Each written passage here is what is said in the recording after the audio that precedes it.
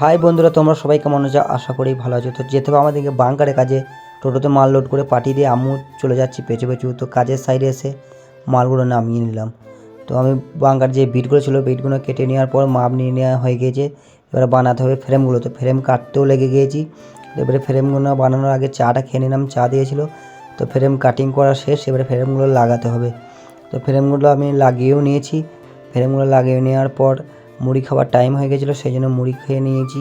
এবার তোমরা দেখে নাও যে ফ্রেমগুলো কীরকম লাগানো হয়ে গিয়েছে। তো চলো এবারে ভাত খাওয়ার টাইম হয়ে গেছে, ভাত খেয়ে নিয়ে আজকের মতন বাড়ি চলে যাবো, আবার কালকে আসবো। তো আজও চলে যাচ্ছি সেইখানেই কাজের সাইডে। তো গাড়ি নিয়ে বেরিয়ে পড়লাম কাজের সাইডে।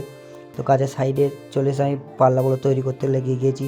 তো চলো পাল্লাগুলো তৈরি করা হোক, দিয়ে তোমাদেরকে দেখা যাচ্ছে। তো পাল্লা তৈরি করা হয়ে গেছে, এবারে ফিটিং করতে হবে।